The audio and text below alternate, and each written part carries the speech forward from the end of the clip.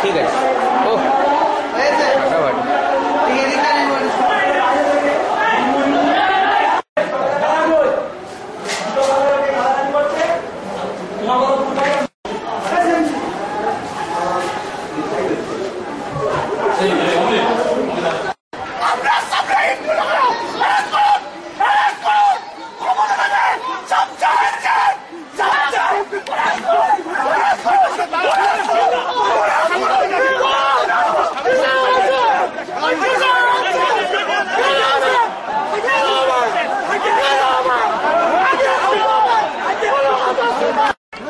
বিষয়টা হচ্ছে এটা অত্যন্ত নোংরাম, এটা অত্যন্ত জঘন্যতম কাজ হয়েছে।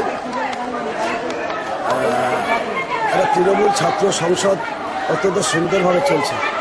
এখানে কোনো সিপি, ডিএসও, এসএফআই বা এবিভিপি বলে কোনো সংগঠন নেই, কিন্তু তারপরেও আমাদের দলের কিছু নেতা, বিশেষ করে উমাপদ গুটাই, মনমোহিনী বিশ্বাস, দেবকী হালদার এবং আক্তার বলে একজন হচ্ছে সমাজবিরোধীকে সঙ্গে নিয়ে, আরও প্রায় ৩০-৪০ জন সমাজবিরোধীকে সঙ্গে নিয়ে লাঠি, রড তারপরে হচ্ছে কি বলে বিভিন্ন আগ্নেয়াস্ত্র নিয়ে তারা হচ্ছে আক্রমণ করে।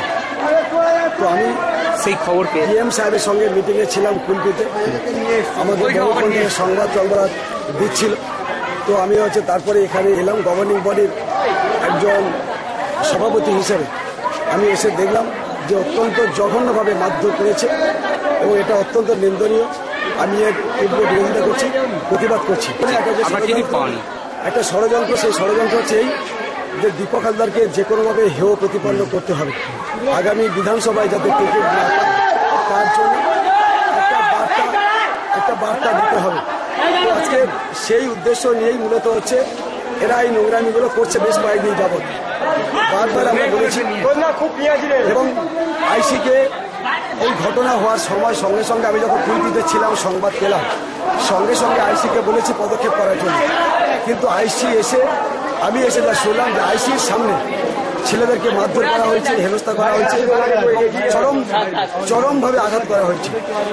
তো এই আইসি ডায়মন্ড হারবারে যে অশান্তির পরিবেশ তৈরি হয়েছে বা হচ্ছে, এর মূল কারিগর হচ্ছে ডায়মন্ড হারবার থানার আইসি।